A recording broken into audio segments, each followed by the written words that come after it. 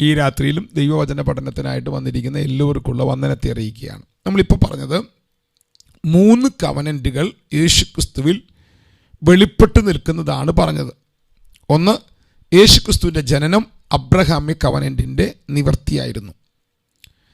2, യേശുക്രിസ്തുവിൻ്റെ ഉയർത്തെഴുന്നേൽപ്പ് പുതിയ ഉടമ്പടിയുടെ ഇനാഗുറേഷൻ നടന്നതാണ്. യേശുക്രിസ്തുവിൻ്റെ സ്വർഗാരോഹണം ദാവീദ്യ കവനൻറ്റിൻ്റെ നിവർത്തിയാണ്. 3 കവനൻറ്റുകൾ. ഇനി നിങ്ങളുടെ യുക്തി ഒന്ന് വർക്ക് ചെയ്യോ നോക്കാൻ പോവുകയാണ്. വേറൊരു ഉടമ്പടി ഈ കാലഘട്ടത്തിലും ആക്റ്റീവായിരുന്നു.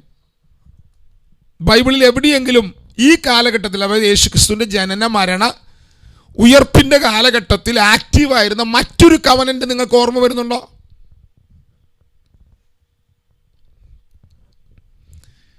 എൻ്റെ കർത്താവേ, ഒരു ചോദ്യം പോലും ഇവരോട് ചോദിക്കാനായി. മോശൈക ഉടമ്പടി ഒക്കെ യേശുക്രിസ്തുവിൻ്റെ മരണത്തോടെ അവസാനിപ്പിച്ചു. ഉയർത്തെഴുന്നേൽപ്പിലും സ്വർഗാരോഹണത്തിലും ആ ഉടമ്പടി ഇല്ല. മറ്റൊരു ഉടമ്പടി ഒന്ന് ആലോചിച്ച് നോക്കിയേ, ഇപ്പൊ കിട്ടും. ഇനിയിപ്പോ അതല്ലേ ഉള്ളൂ. അപ്പൊ നോഹയുടെ ഉടമ്പടിയും ആ സമയത്ത് ആക്റ്റീവാണ്. കാരണം ഭൂമിയെ മുഴുവൻ ഞാൻ ഇനി വെള്ളത്താൽ എന്ത് ചെയ്യില്ല, നശിപ്പിക്കില്ല. അപ്പൊ ആ ഉടമ്പടി ഇപ്പോഴുണ്ടോ? നോഹൈക ഉടമ്പടി ഇപ്പോഴുണ്ടോ? വേഗം പറ, സമയം വെറുതെ പോകുന്നു. മൈക്കിളൊക്കെ അൺമ്യൂട്ട് ചെയ്തൊന്ന് വർത്തമാനം പറ. ഞാൻ കേട്ടുള്ളത് സഹോദരിമാർക്ക് 7000 വാക്ക് ഒരു ദിവസം സംസാരിക്കണം. അല്ല, പാസ്റ്റർ പറഞ്ഞിട്ട് 20,000 ആണ്. ഇന്നലെ അജി പാസ്റ്റർ പറഞ്ഞിട്ടുണ്ടായിരുന്നു സഹോദരിമാർക്ക് 20,000 വാക്കാണ് ഒരു ദിവസം സംസാരിക്കേണ്ടത്, സഹോദരന്മാർക്ക് 7000 ആണെന്ന്.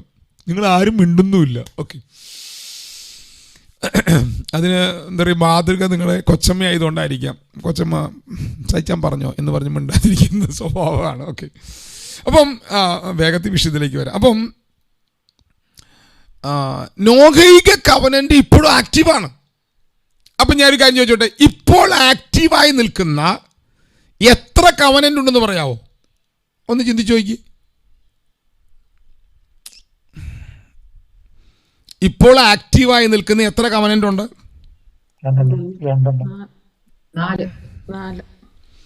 4 കവനന്റ് ഇപ്പോൾ ആക്റ്റീവാണ്. 4 കവനന്റ് ഇപ്പോൾ. ഇത് ഞാൻ കഴിഞ്ഞ 2 വട്ടം പഠിപ്പിച്ചപ്പോഴും പഠിപ്പിച്ചിട്ടില്ല. ലിനി മാഡം, ഹലോ, ലിനി അഗസ്റ്റിൻ കേൾക്കുന്നുണ്ട്. ഇത് കഴിഞ്ഞ വട്ടം പഠിപ്പിച്ചപ്പോൾ പഠിപ്പിച്ചിട്ടില്ല ഇത്. ഓക്കെ, 4 കവനന്റ് ഇപ്പോൾ ആക്റ്റീവാണെന്നുള്ള കാര്യം ആദ്യമായിട്ടാണ് ഞാൻ പറയുന്നത്. ഒരു പുസ്തകത്തിൽ ഞാൻ വായിച്ചിട്ടുമില്ല. 4 കവനന്റ് ഇപ്പോൾ ആക്റ്റീവാണ്. 1, നോഹൈക കവനന്റ് ആക്റ്റീവാണ്. 2, അബ്രഹാമ്യ കവനന്റ് ആക്റ്റീവാണ്. 3, ദാവീദ്യ കവനന്റ് ആക്റ്റീവാണ്. 4, പുതിയ ഉടമ്പടി ആക്റ്റീവാണ്. 4 കവനന്റുകൾ ഇപ്പോൾ ആക്റ്റീവാണ്. സ്തോത്രം. കയറുന്നുണ്ടോ? അതിനകത്ത് നോഹൈക കവനന്റ് ആക്റ്റീവ് ആയതുകൊണ്ടാണ് നമ്മളെല്ലാവരും കൂടെ ഒരുമിച്ച് മരിക്കുന്ന, വെള്ളത്താൽ ജലപ്രളയത്താൽ ഒരുമിച്ച് മരിക്കുന്ന പരിപാടിയില്ല. ജലപ്രളയം മുങ്ങി വേണമെങ്കിൽ തൃശ്ശൂരൊക്കെ വെള്ളത്തിൽ പോകാം, അല്ലെങ്കിൽ എറണാകുളമൊക്കെ വെള്ളത്തിൽ പോകാം, കേരളം കുറച്ച് ഭാഗം വെള്ളത്തിൽ പോകാം. പക്ഷേ ഒരുമിച്ച് എല്ലാവരും കൂടെ ആയുസ്സിൽ ഇനി ഇല്ലാതാകില്ല. നോഹയുടെ കാലത്തായതുപോലെ കവനന്റ് ആക്റ്റീവ് ആണെന്ന് പറയാൻ വേണ്ടി ഞാനത് പറഞ്ഞതാണ്. തിരിച്ചു ഞാൻ വരുന്നു. ഇന്നലെ നമ്മൾ പറഞ്ഞു നിർത്തിയത്, ഇനി ശ്രദ്ധിക്കണം, ഇന്നലെ പറഞ്ഞ് നമ്മൾ നിർത്തിയത്, അപ്പം ഇതിനകത്ത് നോഹൈക കവനന്റ്, അബ്രഹാമ്യ കവനന്റ്, ദാവീദ്യ കവനന്റ്, ഗ്രാൻഡ് കവനന്റ് ആണ്. ഒരു ഡൗട്ടും ഇല്ല. ഇനി ഞാൻ നിങ്ങളോട് അടുത്ത ചോദ്യം ചോദിക്കുന്നു. പുതിയ ഉടമ്പടി ഗ്രാൻഡ് കവനന്റ് ആണോ, കിൻഷിപ്പ് കവനന്റ് ആണോ, വാസൽ കവനന്റ് ആണോ? ഗ്രാൻഡ് കവനന്റ് ആണ്. ഗ്രാൻഡ് കവനന്റ് ആണ്. ഇത് നിങ്ങളുടെ അകത്ത് കിടക്കണം കേട്ടോ. പുതിയ ഉടമ്പടി ഗ്രാൻഡ് കവനന്റ് ആണ്. അപ്പൊ ഈ ഗ്രാൻഡ് കവനന്റിനകത്തേക്ക് ദൈവം നിങ്ങളെ കൊണ്ടുവന്നിരിക്കുമ്പോൾ, ഇന്നലെ ക്ലാസ്സിന് വരാത്തൊരു ഫൈൻ തരണം. അവർക്ക് ഇനിയിപ്പോൾ പറഞ്ഞ കാര്യം മനസ്സിലാവില്ല, അവർ കേട്ടിട്ടില്ലെങ്കിൽ. ചില ആൾക്കാർ എങ്ങനെ ഇടയ്ക്ക് മുങ്ങും ഇടയ്ക്ക് പൊങ്ങും. പോട്ടെ, എന്താ ചെയ്യുക കർത്താവേ, സാരമില്ല, പോട്ടെ. അപ്പൊ ഇവിടെ കർത്താവ് ഇസ്രായേൽ മക്കളോട്, അല്ലെങ്കിൽ മോശ മുഖാന്തരം ഇസ്രായേൽ മക്കളോട് ചെയ്യാൻ വന്ന ഉടമ്പടിയിൽ ഞാൻ ഇന്നലെ പറഞ്ഞു, ആദ്യം യഹോവയാം ദൈവം ചെയ്യാൻ വന്നത് ഏത് ഉടമ്പടി ആയിരുന്നു? ഗ്രാൻഡ് ആയിരുന്നു. എന്നിട്ട് അവരവനെ എന്താക്കി? കിൻഷിപ്പ് ആക്കി. ഒടുവിൽ അത് എവിടെ എത്തി? വാസലിലെത്തി. അപ്പൊ ഗ്രാൻഡ് ചെയ്യാൻ വന്ന ദൈവം ഒടുവിൽ എവിടെ എത്തേണ്ടി വന്നു? വാസൽ കവനന്റിൽ എത്തേണ്ടി വന്നു. പുതിയ നിയമത്തിലെ പ്രത്യേകത, തമ്പുരാൻ കവനന്റ് മാറ്റാൻ റെഡിയല്ല. തമ്പുരാൻ കവനന്റ് ചെയ്തിരിക്കുന്നത് പുതിയ ഉടമ്പടി ഗ്രാൻഡ് കവനന്റ് തന്നെയാണ്. പക്ഷെ ചില ആൾക്കാർ ജീവിക്കുന്നത് വാസൽ കവനന്റിലാണ്. നിങ്ങളുടെ ആരും കാര്യമല്ല ഞാൻ പറഞ്ഞത്. ഞാൻ ലോകത്തിന്റെ 5 വൻകരകളിൽ ചെതറിപ്പാർക്കുന്ന വിശുദ്ധന്മാർ ശാലോമിൽ വരാറുണ്ട്. അവരുടെ കാര്യമാണ് ഞാനീ പറഞ്ഞത്.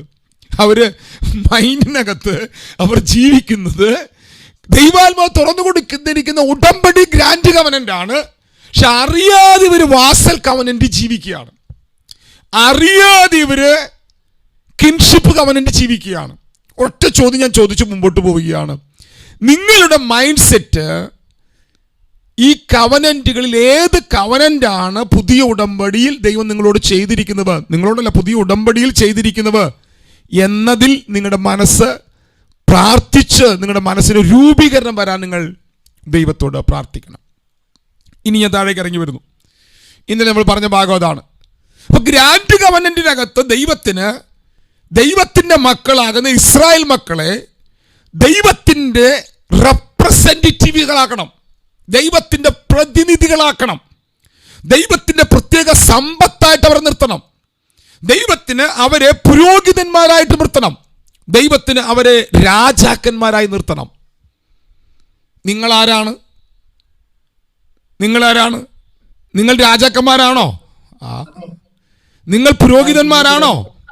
നിങ്ങളോ അന്ധകാരത്തിൽ നിന്നും അത്ഭുത പ്രകാശത്തിലേക്ക് വിളിച്ചവന്റെ സൽഗുണങ്ങളെ ഘോഷിപ്പാൻ തക്കവണ്ണം തിരഞ്ഞെടുക്കപ്പെട്ട ജാതിയും രാജകീയ എന്ത് വാക്യം പറയാത്തത്? കൃപ ആരോ പറഞ്ഞു. ഓക്കെ. അപ്പൊ നമ്മൾ രാജാക്കന്മാരാണ്, നമ്മൾ പുരോഹിതന്മാരാണ്. അപ്പോൾ അങ്ങനെ ആണെങ്കിൽ അത് ഏത് കവനന്റ് ആണ്?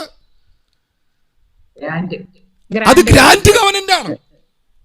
അപ്പൊ പുതിയ ഉടമ്പടിയിലൂടെ ദൈവം ചെയ്തിരിക്കുന്നത് ഗ്രാൻഡ് കവനന്റ് ആണ്. അപ്പൊ നമുക്ക് ഇനി ഒരു കാര്യം പറയാം. അപ്പൊ ദൈവം നീക്കിക്കളഞ്ഞ കവനന്റ് ഏതാണ്? പഴയ ഉടമ്പടിയാണ് നീക്കിക്കളഞ്ഞത്.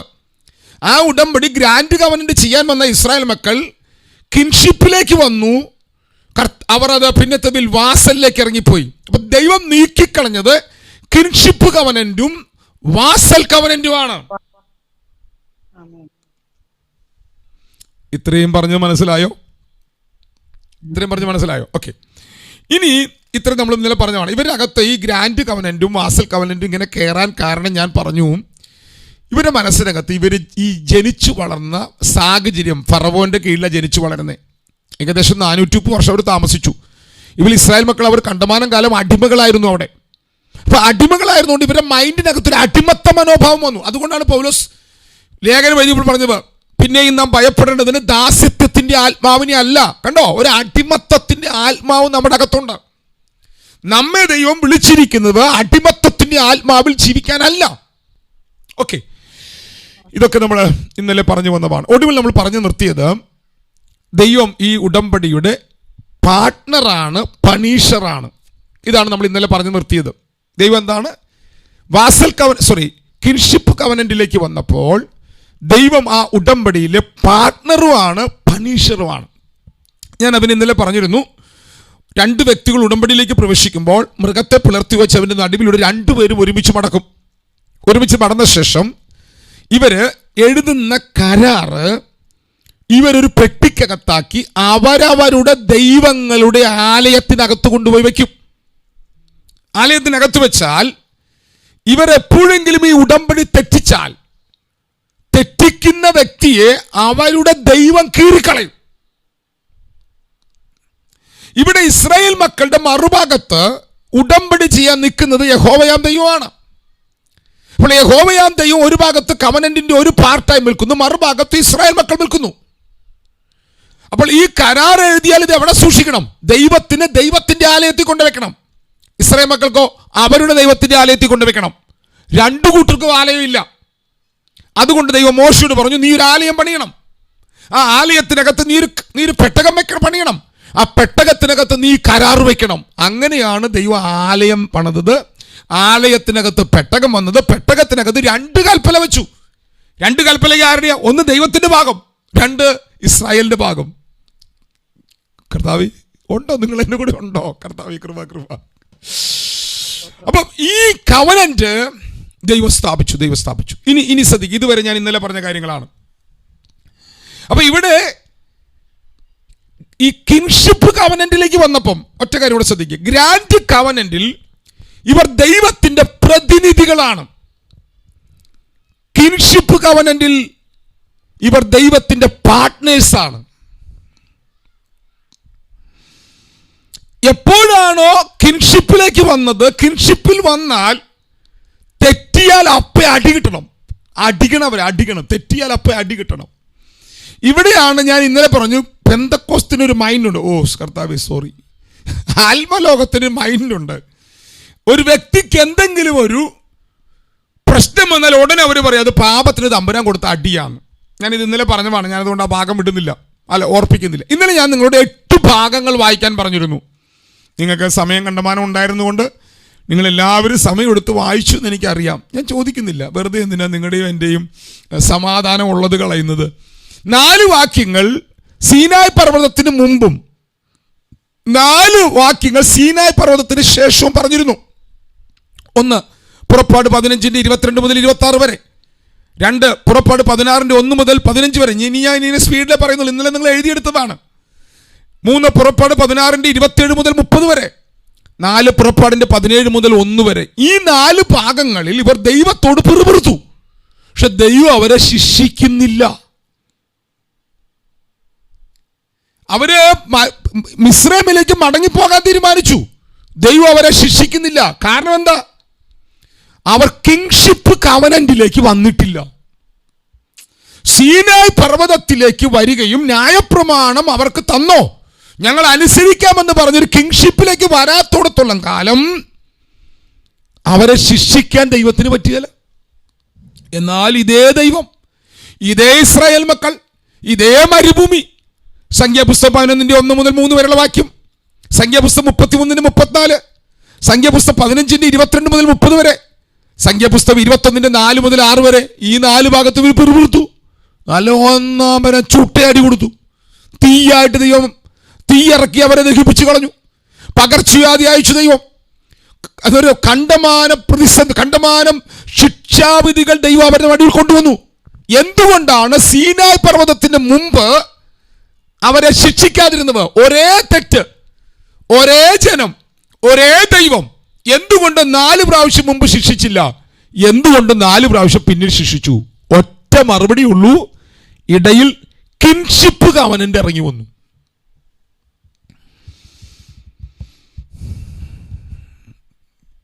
കർത്താവേ, ഇപ്പൊ ഞാൻ ഈ പറഞ്ഞ കാര്യം മനസ്സിലായി. ഇപ്പൊ ലാസ്റ്റ് പറഞ്ഞ കാര്യം ഒരു പാർട്ട് പറഞ്ഞത് മനസ്സിലായോ? വിമല സിസ്റ്റർ, വിമല നിക്സൽ സിസ്റ്റർ, ഞാൻ ഈ പറഞ്ഞ കാര്യം മനസ്സിലായോ? മൈക്ക് ഓൺ ചെയ്ത് ചോദിക്കും. മൈക്ക് ഓൺ ചെയ്തു. ആരുടെ എനിക്ക് തിരിച്ച് സൗണ്ട് ഇങ്ങോട്ട് കേൾക്കുന്നേ? മൈക്ക് ഓൺ ചെയ്യാൻ പറ്റുന്നില്ലേ?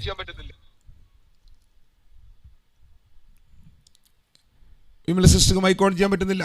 പറഞ്ഞു സിസ്റ്റർ.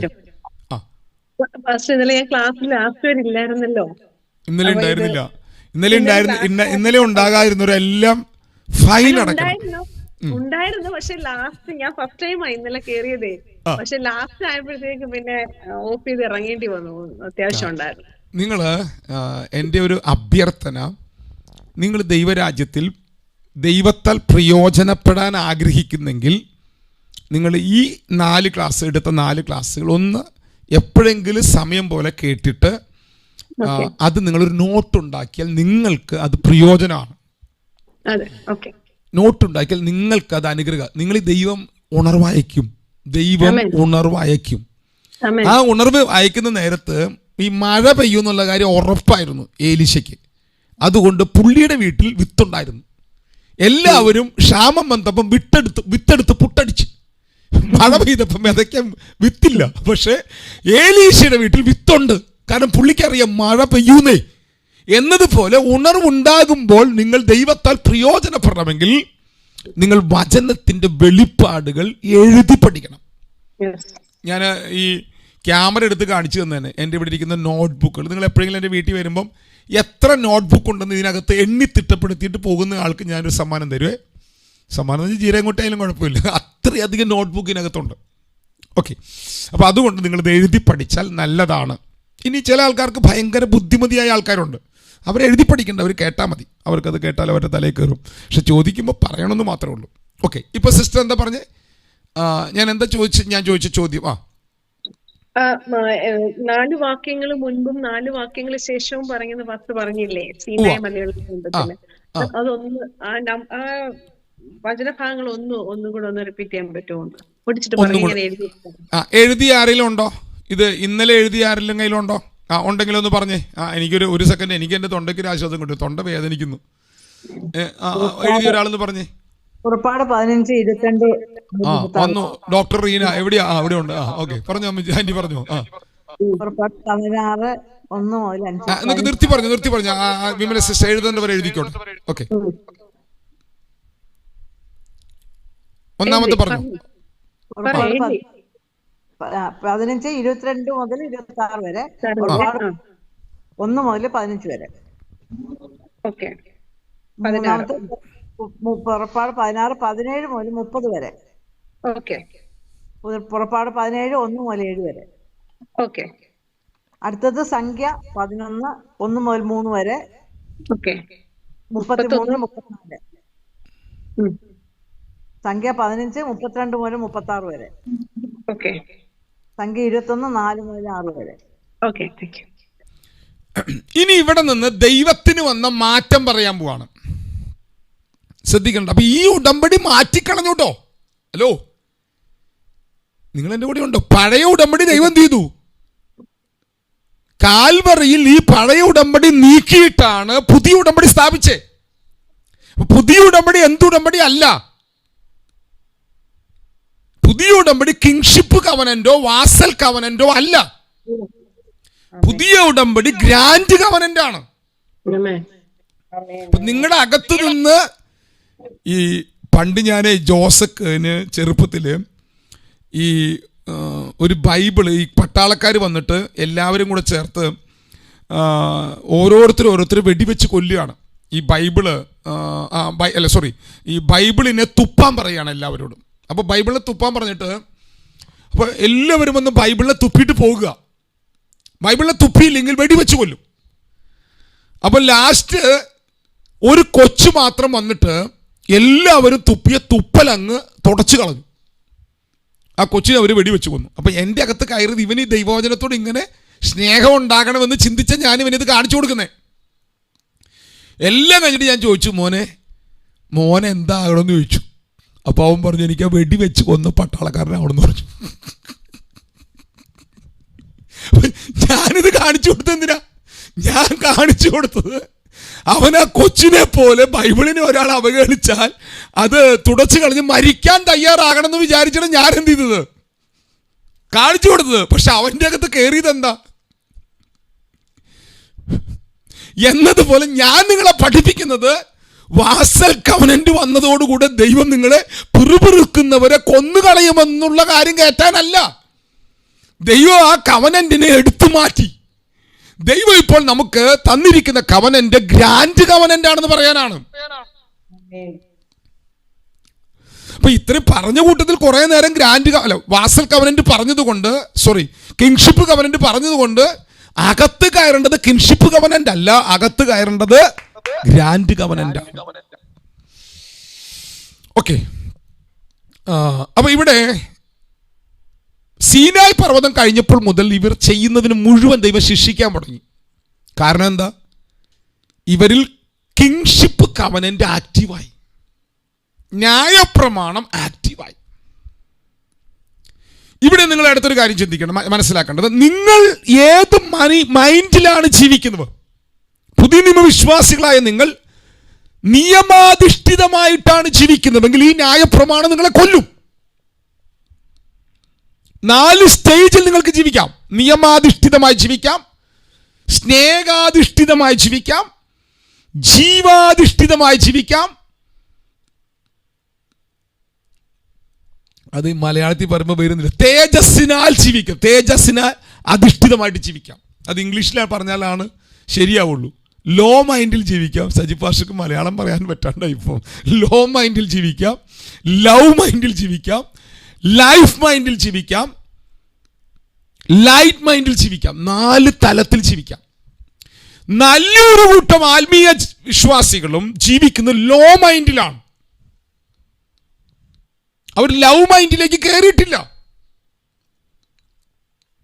ആരാ ഒരാൾ പറയുക ലവ് മൈൻഡും ലോ മൈൻഡും ലവ് മൈൻഡും ലൈഫ് മൈൻഡും നമ്മൾ വ്യത്യാസം? ഒരാളെന്ന് പറയാമോ? ആരെങ്കിലും ഒരാൾ? അയ്യോ, എൻ്റെ ക്ലാസ് അവിടെ കിടക്കുക, ഞാൻ ഇന്ന് ഉഴപ്പുന്നുണ്ടോ, മുമ്പോട്ട് പോകുന്നില്ല ക്ലാസ്? ഇത് 3 നമ്മൾ വ്യത്യാസം ഒരാളെന്ന് പറഞ്ഞേ.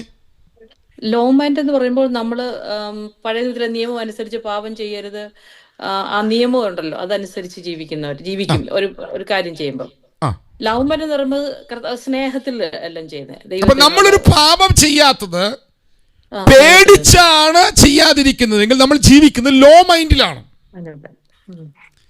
എന്നാൽ ഒരു പാപം നമ്മൾ ചെയ്യാതിരിക്കുന്നത് സ്നേഹത്തിലാണ് ചെയ്യാതിരിക്കുന്നതെങ്കിൽ നിങ്ങൾ ജീവിക്കുന്നത് ലവ് മൈൻഡിലാണ്. അടുത്ത് പറഞ്ഞു, മൂന്നാമത്തെ പറഞ്ഞു. ലൈഫ് മൈൻഡിൽ കർത്താവിന്റെ ജീവനിൽ ജീവിക്കുന്ന, പാപം ചെയ്യാതെ ജീവിക്കുന്ന ഒരവസ്ഥ. ഇത് മോൾ എവിടെ നോക്കി ഇത് പറയുന്നേ? ഇല്ല, ഞാനിപ്പോ ഇല്ല ലവ് മൈൻഡ് എഴുതി വെച്ചില്ല, അത് ഓർമ്മ.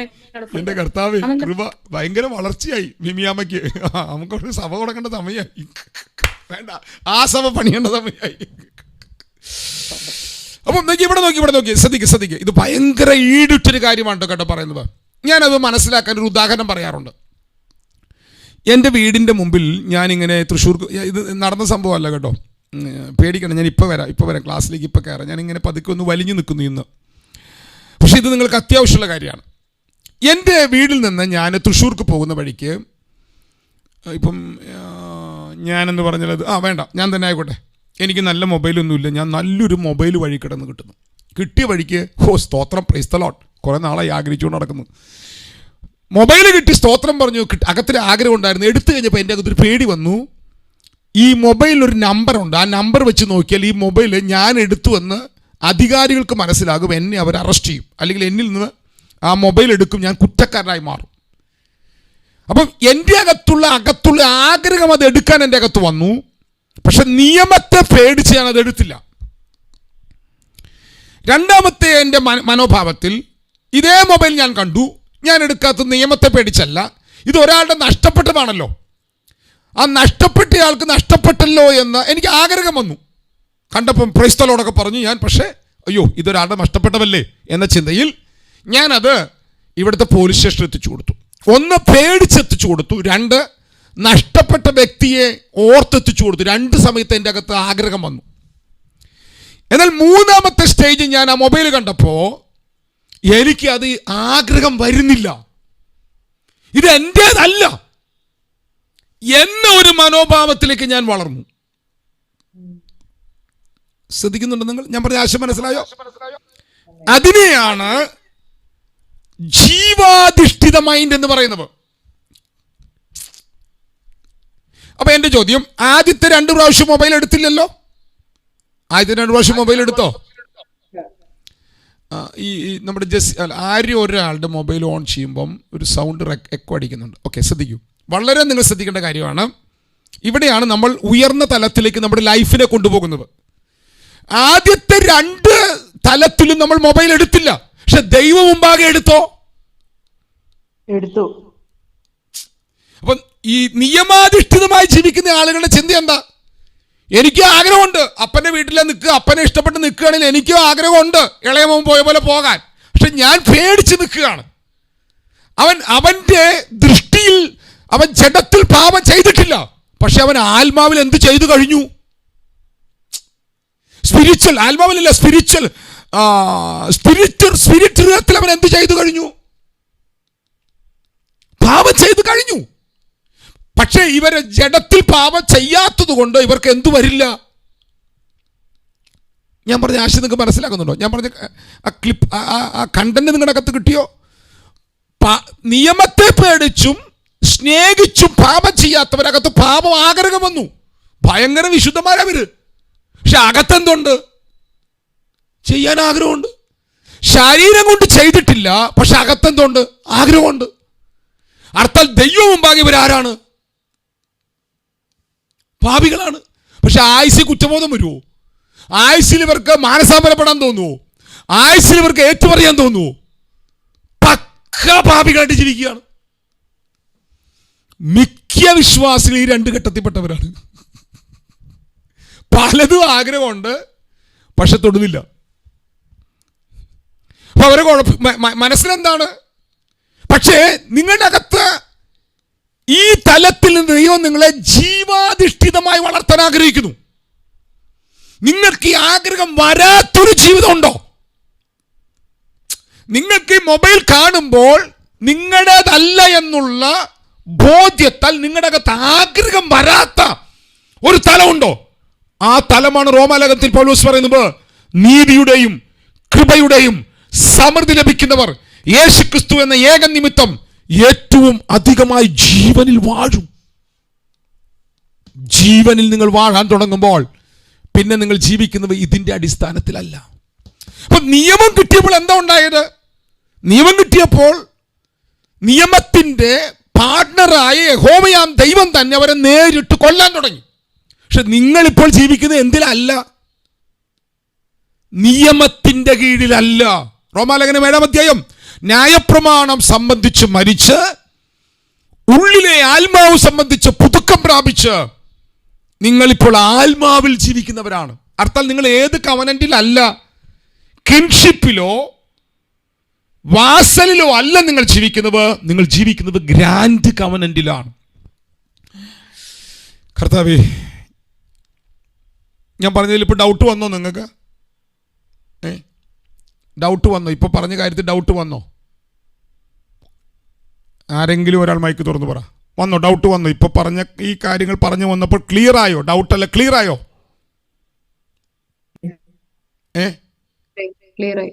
ക്ലിയർ ആയി. ഓക്കെ. അപ്പം ഇപ്പോൾ സീനായ് പർവ്വതത്തിന് ശേഷം ദൈവം ശിക്ഷിക്കുന്നവനായി ഇറങ്ങി നിൽക്കുക.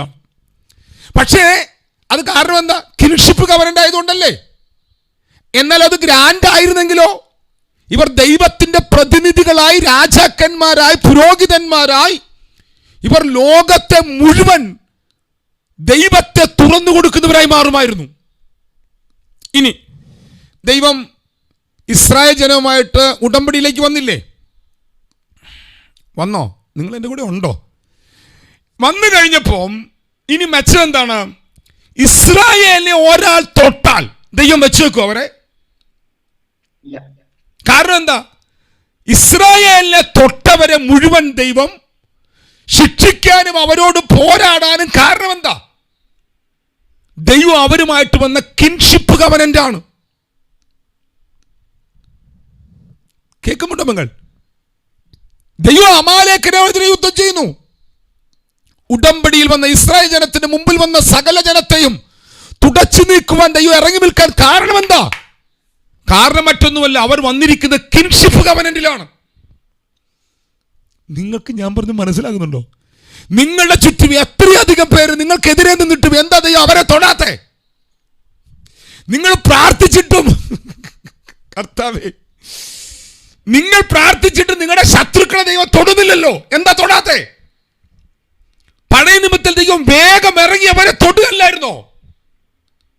ശരി, നിങ്ങളും പ്രാർത്ഥിച്ചില്ലേ? കൂടെ ജോലി ചെയ്യുന്നവരെ നിങ്ങൾ അപമാനിച്ചപ്പോഴും അവഗണിച്ചപ്പോഴും കർത്താവേ ഒന്ന് അതിനെ സ്ഥലം മാറ്റി തരണേ, ഒന്ന് കർത്താവ്, രണ്ട് കൊടുക്കണം കർത്താവ്. കർത്താവ് മിണ്ടിയിട്ടില്ലല്ലോ. ഞാൻ പറഞ്ഞ ആശയം മനസ്സിലാകുന്നുണ്ടോ നിങ്ങൾക്ക്? പഴയ നിയമത്തിൽ ഇസ്രായേൽ മക്കളെ തൊട്ടപ്പോൾ ചാടി ഇറങ്ങി നിന്ന ദൈവം എന്തുകൊണ്ട് പുതിയ നിയമ വിശുദ്ധന്മാരായ നിങ്ങളുടെ ജീവിതത്തിൽ ഒരു വിഷയം വരുമ്പോൾ അവൻ ഇറങ്ങി നിൽക്കുന്നില്ല? നിങ്ങളെ അവൻ മറന്നു കളഞ്ഞവല്ല. നിങ്ങളോട് അവൻ ചെയ്തിരിക്കുന്ന ഉടമ്പടി കിൻഷിപ്പ് കവനന്റ് അല്ല, നിങ്ങൾ ഗ്രാൻഡ് കവനന്റിന്റെ ഭാഗമാണ്. ആമേനൊന്നും ഞാൻ ഈ പറഞ്ഞത് മനസ്സിലായെങ്കിലേ ആമീൻ വരുള്ളൂ. ഇപ്പം ഞാൻ പറഞ്ഞത് മനസ്സിലായോ? ഇപ്പം ഞാൻ പറഞ്ഞ കാര്യം മനസ്സിലായോ? ആരും മിണ്ടുന്നില്ല. ഇപ്പം ഞാൻ ഈ പറഞ്ഞ ടോപ്പിക്ക് മനസ്സിലായി. മനസ്സിലായി പാസ്റ്റർ. അപ്പം നിങ്ങളുടെ കൂടെ ജോലി ചെയ്യുന്നവരെയോ നിങ്ങളെ ഉപദ്രവിച്ചവരെയോ നിങ്ങളുടെ അയൽവക്കക്കാരെയോ ഒന്നും തമ്പുരാൻ ഒന്നും ചെയ്യാൻ പോകുന്നില്ല. ആമ്യം പറഞ്ഞൊരു കർത്താവ് അവരൊക്കെ നിരത്തി വെച്ചേക്കുകയാണ്. കാരണം ശത്രുക്കളെ സ്നേഹിക്കുമ്പോഴാണ് നിങ്ങൾ പുത്രന്മാരാകുന്നത്. ശത്രുവിനെ ഓടിച്ചിട്ടല്ല ദൈവം നിങ്ങളുടെ അപ്പനാണെന്ന് തെളിയിക്കുന്നത്. ശത്രുക്കളെ സ്നേഹിക്കാനുള്ള ഹൃദയം നിങ്ങളുടെ അകത്ത് തുറന്നു തന്നിട്ടാണ്.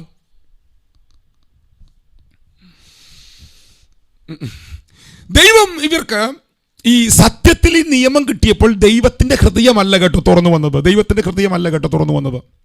പക്ഷെ ഈ നിയമത്തിനകത്തും ദൈവത്തിന്റെ ഹൃദയം വെച്ചിരുന്നു. ഈ ന്യായപ്രമാണത്തിനകത്ത് ദൈവം വെച്ചിരുന്ന ഒന്നാണ് ശബത്ത്. ദൈവം അവർക്ക് എന്ത് കൊടുത്തു? ശബത്ത് കൊടുത്തു. ഈ ശബത്തിന്റെ പ്രത്യേകത എന്താ? ദൈവം ശബത്തിന് മനുഷ്യനെ കൊടുത്തതാണോ മനുഷ്യന് വേണ്ടി ശബത്ത് കൊടുത്തതാണോ?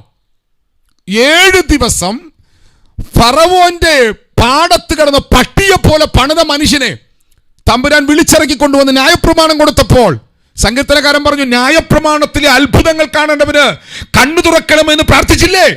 ന്യായപ്രമാണത്തിലെ ഒരത്ഭുതം ഞാൻ പറയാം. ന്യായപ്രമാണത്തിനകത്ത് വെച്ചിരിക്കുന്ന അത്ഭുതമാണ് ദൈവം നിനക്ക് തന്നിരിക്കുന്ന ശബത്ത്. ദൈവം നിനക്ക് സ്വസ്ഥത വരുന്ന ദൈവമാണ്. നീ ദൈവത്തിൽ ആശ്രയിക്കുവാനും ദൈവത്തിൽ വിശ്വസിക്കുവാനും ദൈവത്തിൽ നീ വിശ്രമിക്കാനും പഠിച്ചാൽ നിന്റെ ജീവിതം ദൈവം അനുഗ്രഹമാക്കുന്ന ദൈവമാണ്. ദൈവം ശബത്ത് നൽകിയിരിക്കുന്ന ദൈവമാണ്. പഴയ നിയമത്തിലെ ഒരു ദിവസമാണ് നൽകിയിരിക്കുന്നതെങ്കിൽ പുതിയ നിയമത്തിലേക്ക് വരുമ്പോൾ തമ്പുരാൻ പറയുകയാണ്, എൻ്റെ ജനത്തിന്റെ അനുഭവം ശബത്തിന്റെ അനുഭവമാണ്. നിന്റെ ജീവിതം തന്നെ സ്വസ്ഥമായിരിക്കുമെന്ന്. ഒരാമേനൊന്ന് പറയാമെങ്കിൽ പറഞ്ഞു. ഒരാമേനൊന്ന് പറയാമെങ്കിൽ പറഞ്ഞു. ദൈവം ശബത്ത് അനുഭവം തന്റെ ജനത്തിന് നൽകുന്ന ദൈവമാണ്. ജോലിയില്ലെങ്കിലും ശമ്പളമില്ലെങ്കിലും അവരെ പൈസ തടഞ്ഞു വെച്ചാലും കൊച്ചിന്റെ ഫീസ് അടയ്ക്കാൻ പറ്റില്ലെങ്കിലും ജീവിത പങ്കാളി പ്രശ്നമുണ്ടാക്കിയാലും ജീവിതത്തിൽ ഒറ്റയ്ക്കാക്കപ്പെട്ടാലും എത്ര കഠിനമായ രോഗങ്ങൾ തലയ്ക്ക് മീതെ പൊന്തി വന്നാലും ജീവിതത്തിൽ ആർക്കുമില്ലാത്ത പരിശോധനകൾ ജീവിതത്തിൽ വന്നാലും ക്രിസ്തുവിൽ വിശ്വസിക്കുന്ന വിശുദ്ധന്മാരുടെ പ്രത്യേകത അവർക്ക് ദൈവം ശബത്തിന്റെ അനുഭവം നൽകുന്നവനാണ്. എന്തിന്റെ നടുവിലും അവർ ഉറച്ചു ദൈവത്തിൽ നിൽക്കുന്നവരാണ്. ശബത്ത് നിങ്ങളുടെ അനുഭവമായിരിക്കും. ഒരാമേൻ പറയാമെങ്കിൽ ഉറച്ചു പറഞ്ഞു കർത്താവ്. ഒരാമേൻ പറയാമെങ്കിൽ ഉറച്ചു പറഞ്ഞു. ഒന്ന്, ന്യായപ്രമാണം കൊടുത്ത ഇസ്രായേൽ മക്കൾക്ക് ദൈവം ശബത്ത് അനുഭവം കൊടുത്തിരുന്നു. 2, ഒരു ജനത ഇസ്രായേലിനെ ആക്രമിച്ചാൽ ദൈവം ആ യുദ്ധം ഏറ്റെടുക്കുമായിരുന്നു. അപ്പൊ അതുകൊണ്ടാണ് പഴയ നിയമത്തിൽ ദൈവം ഇസ്രായേൽ ജനത്തിന് ഒരാൾ തൊട്ടാൽ ഇറങ്ങിച്ചെന്ന് തൊട്ടത്. അപ്പൊ പഴയ നിയമത്തിലെ യുദ്ധങ്ങളുടെ കാരണം എന്താ? ഹലോ, എൻ്റെ കൂടെ ഉണ്ടോ നിങ്ങൾ? പഴയ നിയമത്തിൽ ഇസ്രായേൽ മക്കളെ ഒരാൾ തൊട്ടാൽ ദൈവം ഇറങ്ങിച്ചെന്ന് അവരെ നശിപ്പിക്കാൻ, ദൈവം അവരെ വേരോടെ നശിപ്പിച്ചു കളയാൻ, അവരെ സ്ത്രീകളെ, അവരെ കുഞ്ഞുങ്ങളെ, അവരെ സമ്പത്തിനെ നശിപ്പിക്കാൻ കാരണം ദൈവം ദുഷ്ടനായതുകൊണ്ടല്ല, ഈ കവനന്റ് വന്നോണ്ടാ. ഇപ്പം ഞാൻ നിങ്ങളോട് ഇങ്ങനെ സ്നേഹത്തിൽ സംസാരിച്ചുകൊണ്ടിരിക്കുന്നു. എന്നോട് ആൾക്കാർ പറയാറുണ്ട്, പാസ്റ്റർ പ്രസംഗിക്കുമ്പോൾ ഭയങ്കര സ്നേഹത്തിൽ പ്രസംഗിക്കുന്നു എന്നൊക്കെ പറയാറുണ്ട്. സുഖിപ്പിക്കാൻ വേണ്ടി പറയുന്നതായിരിക്കാം, എന്നാലും അങ്ങനെയൊക്കെ പക്ഷേ ഞാനിവിടെ പ്രസംഗിച്ചുകൊണ്ടിരിക്കുന്ന ഈ സമയത്ത് ഞാൻ ഇങ്ങനെ സന്തോഷത്തിൽ സ്നേഹത്തിലൊക്കെ പ്രസംഗിച്ചുകൊണ്ടിരിക്കുന്നു. ഞാൻ ഈ റോട്ടിലേക്ക് ഇറങ്ങി ഞാനും എൻ്റെ ലിൻസിയും കൂടെ വൈഫും കൂടെ നടന്നു പോകുന്ന സമയത്ത് ഒരുത്തൻ ലിൻസിയെ കയറി തൊട്ടാൽ എൻ്റെ മനോഭാവം എങ്ങനെ ഇരിക്കും? ഹലോ, അപ്പം ഈ സ്നേഹം, ബ്രദർ എൻ്റെ വൈഫിനെ നിങ്ങൾ തൊട്ടവനായി സ്തോത്രം എന്ന് പറയുമോ? ഞാൻ പറയൂ, അങ്ങനെ പറയൂ? അല്ല നിങ്ങളുടെ ആൾക്കാർ, നിങ്ങളുടെ വീട്ടുകാരൊക്കെ അങ്ങനെയാണോ പറയുന്നത്? അല്ല, എനിക്ക് അറിയാത്തോണ്ട് ചോദിക്കുക. കവനന്റിൽ വന്നാൽ ഇതുവരെ കാണാത്ത സ്വഭാവം പുറത്തു വരും. അപ്പൊ ആ വരുന്ന കാണുന്ന അപ്പൊ റോട്ടിൽ നിന്ന് ലിൻസി ഒരാൾ തൊട്ട ശേഷം ആ തൊട്ടയാളെ കൈകാര്യം ചെയ്യുന്ന നേരത്തെ എന്നെ കണ്ട നിങ്ങൾ എന്ത് പറയും? വഴി കിടന്ന് ആട്ടിയുണ്ടാക്കിയ പാസ്റ്റർ, ദുഷ്ടനാണ് മനുഷ്യൻ. അങ്ങേരുടെ പ്രസംഗവും അങ്ങേരുടെ പ്രാർത്ഥനയും അങ്ങേരുടെ പാട്ടും അങ്ങേരുടെ ഉപവാസം കേട്ടാ മതി. ഞങ്ങൾ വിചാരിച്ച് ഇങ്ങനെ വിശുദ്ധനാണെന്നാ. എന്നെ ആട്ടിയാ മനുഷ്യൻ റോട്ടിൽ കിടന്നുണ്ടാക്കിയേ. കേൾക്കുന്നുണ്ടോ നിങ്ങൾ? പഴയ നിയമം വായിക്കുന്ന ഒരു വ്യക്തിക്ക് ദൈവം ദുഷ്ടനാണെന്ന് തോന്നുന്നെങ്കിൽ ദൈവം കുഞ്ഞുങ്ങളെയും സഹോദരിമാരെയും കൊല്ലുന്നവനാണെന്ന് തോന്നുന്നെങ്കിൽ, ദൈവം യുദ്ധ കൊതിയിലാണെന്ന് തോന്നുന്നെങ്കിൽ, സഹോദര, നിനക്ക് കവനന്റിന്റെ വെളിപ്പാട് വരാത്തോണ്ടാ. ഞാൻ പറഞ്ഞ ആശയം മനസ്സിലാക്കുന്നുണ്ടോ? എന്റെ ദൈവ സ്നേഹവാനായ ദൈവമാണ്. തന്റെ ജനമായ ഇസ്രായേലിനെ തൊട്ടപ്പോൾ അവരോടുള്ള സ്നേഹത്താലാണ് അവരെ തൊട്ടവരെ അവൻ തൊട്ടവർ. നിങ്ങൾക്ക് മനസ്സിലായില്ല? എന്നോട് കണ്ടമാനം ആൾക്കാർ ചോദിച്ചിട്ടുണ്ട്, അഞ്ജു സിസ്റ്ററെ വല്ലതും മനസ്സിലാകുന്നുണ്ടോ? കർത്താവേ, ജോഫി സിസ്റ്ററെ, നമ്മുടെ കർത്താവ് പഴയ നിയമത്തിൽ സ്നേഹമാണോ ക്രൂരനാണോ? പറ, കേൾക്കട്ടെ ഞാൻ, എന്നിട്ട് ഞാൻ മുമ്പോട്ട് പോകാം. ഇല്ലേ ഒന്നും കൂടെ തെളിയിക്കും ഞാൻ. നിങ്ങളാരും ഇല്ലാത്ത സിസ്റ്റർ ഇവിടെ ഉണ്ടോ? മാഡം ഉണ്ട്. ലിനി സിസ്റ്ററെ, ഹലോ, കേൾക്കുന്നുണ്ടോ? നിങ്ങളുടെ ദൈവം പഴയ നിയമത്തിൽ സ്നേഹവാനായ ദൈവമാണോ ദുഷ്ടനായ ദൈവമാണോ? ഇസ്രായേൽ മക്കളോട് യുദ്ധത്തിന് വന്നവരെ, ചൊറിയാൻ വന്നവരെ അടിച്ചു വീക്കി വിട്ടിട്ടുണ്ട്. ദൈവം ദുഷ്ടനായതുകൊണ്ടല്ല, ഇസ്രായേൽ മക്കളുമായിട്ട് വന്ന കവനന്റ് നിമിത്തമാണ്. ഈ ദൈവത്തിന്റെ പ്രത്യേകതയുണ്ടോ? ഈ ദൈവം സത്യത്തിൽ ദൈവം യുദ്ധം ചെയ്യാൻ പോലും ആഗ്രഹിച്ചിട്ടില്ല. നിങ്ങൾ ആവർത്തന പുസ്തകം എടുത്ത്, പുറപ്പാട് പുസ്തകം എടുത്ത് 23-ാം അധ്യായത്തിന്റെ 28, 29, 30 വാക്യം വായിച്ച്.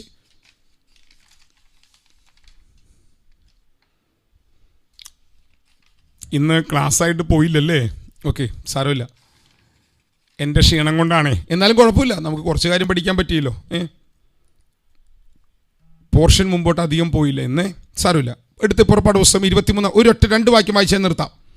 പുറപ്പാട് 23, 28, 29, 30 വായിച്ച്. നിന്റെ മുമ്പിൽ നിന്ന് ഹിവ്യനെയും കനാന്യനെയും ഹിത്യനെയും ഓടിച്ചു കളവാൻ ഞാൻ നിനക്ക് മുൻപായി കടന്നലിനെ അയക്കും. അപ്പൊ ദൈവം ഈ സത്യത്തിൽ ഒരു യുദ്ധം പോലും വാളുകൊണ്ട് ചെയ്യാതെ വാഗ്ദത്ത നാട് അവകാശമാക്കി കൊടുക്കാൻ ആഗ്രഹിച്ച ആളാ ദൈവം. ഉമ്മച്ചനപ്പച്ചനുണ്ട്. അപ്പോൾ ഇസ്രായേൽ മക്കൾ വാഗ്ദത്ത നാട് അവകാശമാക്കാൻ ചെന്ന സമയത്ത് ദൈവം ഇസ്രായേൽ മക്കൾക്ക് മുമ്പായി കടന്നലിനെ അയച്ചാണ് ദേശം വിഭജിച്ച് കൊടുക്കുന്നത്. അപ്പം അപ്പച്ചൻ തമാശയ്ക്കകത്ത് പറഞ്ഞൊരു പദമുണ്ട്, കടന്നലിനുണ്ടോ സ്ഥാനവും അസ്ഥാനവും, കണ്ടോടത്തൊക്കെ കുത്തി ഞാൻ ഓട്ടം എന്ന് ഉമ്മച്ചപ്പച്ചൻ പറയുന്നൊരു പദമുണ്ട്. അപ്പം ദൈവത്തിൻ്റെ പ്രത്യേകത, ദൈവം ഒരു വാഗ്ദത്തം നിനക്ക് തരാമെന്ന് പറഞ്ഞാൽ, ദൈവം നിന്നോടൊരു പ്രോമിസ് പറഞ്ഞാൽ, ഒരു രക്തച്ചൊരിച്ചൽ കൂടാതെ ചരിത്രത്തിൽ ആരും ഉപയോഗിക്കാത്ത ടൂൾസുകൾ ഉപയോഗിച്ച് ദൈവം പറഞ്ഞ കാര്യങ്ങൾ അവൻ നിവർത്തിക്കുമെന്നതിൻ്റെ അടയാളമാണ് പുറപ്പാട് 28, 23, 28. കടന്നലുകളെ ദൈവം തന്റെ വാഗ്ദത്തത്തിന് വേണ്ടി ഉപയോഗിക്കും. ഒരാമേനെന്ന് പറയാമെങ്കിൽ പറഞ്ഞോട്ടെ, ഒരാമേനെന്ന് പറയാമെങ്കിൽ പറഞ്ഞു. ദൈവം ഒരു പട്ടണത്തിൽ ഉണർവയക്കുമെന്ന് പറഞ്ഞാൽ, ദൈവം നിന്നെ ഉപയോഗിക്കുമെന്ന് പറഞ്ഞാൽ, ദൈവം നിന്റെ തലമുറകളെ മാനിക്കുമെന്ന് പറഞ്ഞാൽ, ദൈവം നിന്റെ മേൽ കിങ്ഡം പ്രോസ്പെരിറ്റി തുറക്കുമെന്ന് പറഞ്ഞാൽ, അത് എങ്ങനെയാണെന്ന് നീ ചിന്തിക്കണ്ട. കടന്നലുകളെ അയച്ചാണെങ്കിലും എൻ്റെ ദൈവം നിനക്ക് വേണ്ടി പ്രവർത്തിക്കുന്ന ദൈവമാണ്. അപ്പൊ എൻ്റെ ഒരു ചോദ്യം, നിങ്ങൾ കണ്ടിട്ടുണ്ടോ? കടന്നലിനെ കണ്ടിട്ടുണ്ടോ? നിങ്ങൾ ഈ കടന്നലിനെ കണ്ടിട്ടുണ്ടോ എന്ന് UK-കാരോട് ഞാൻ ചോദിക്കുന്നില്ല. അവിടെ അങ്ങനത്തെ ആൾക്കാരൊന്നും ഇല്ല. ദുബായിലും ഗൾഫിലുള്ളവർ കണ്ടിട്ടുണ്ടോ എന്ന് എനിക്കറിയില്ല. ഞങ്ങളുടെ നാട്ടിൽ ഇഷ്ടപ്രകാരമുണ്ട്. കാണാത്തവർ തൃശ്ശൂർ വന്നാൽ മതി. ഞങ്ങളുടെ വീട്ടിൽ പലവട്ടം ഞാനിതിനെ തട്ടിക്കൊന്നിട്ട് ഈ സാധനം, ഈ കടന്നലിന് ആളും പേരും നാടും വീടും ഒന്നുമില്ല, കണ്ടവനെ മൊത്തം കുത്തും. പക്ഷെ ഇസ്രായേൽ മക്കൾക്ക് വേണ്ടി ദൈവം അയച്ച കടന്നലിനൊരു പ്രത്യേകതയുണ്ട്. ഒരൊറ്റ ഇസ്രായേലിനെ കുത്തുകല. ഏത് ദേശമാണോ അവകാശമാക്കേണ്ടത് ആ ദേശനിവാസികളെ കുത്തി കുത്തി കുത്തി കുത്തി ആ നാട്ടിൽ ഓടിച്ച് ഇസ്രായേൽ മക്കളെ ആ ദേശം അവകാശമാക്കി കൊടുക്കുവാൻ ദൈവത്താൽ അയക്കപ്പെട്ടവരാണ് ഈ കടമൽ കൂട്ടം. നിങ്ങൾക്ക് അത് പിടിക്കാൻ പറ്റുന്നുണ്ടോ? ഇങ്ങനൊരു അപ്പൻ നിങ്ങളുടെ അപ്പനാണോ? ഇങ്ങനൊരു ദൈവം നിങ്ങളുടെ ദൈവമാണോ? ദൈവം പറഞ്ഞ വാഗ്ദത്തം നിന്റെ കൈക്കകത്ത് തരാൻ ലോകത്തിൽ ആർക്കും ചിന്തിക്കാൻ കഴിയാത്ത ടൂളുകൾ അവൻ ഉപയോഗിക്കുമോ? എൻ്റെ കർത്താവേ, കൃപ. അപ്പൊ കിങ്ഷിപ്പ് കവനന്റിൽ ഇത്ര മഹത്വകരമായി ദൈവം ചെയ്തെങ്കിൽ നമുക്ക് വേണ്ടി എത്ര അധികമായി ചെയ്യും?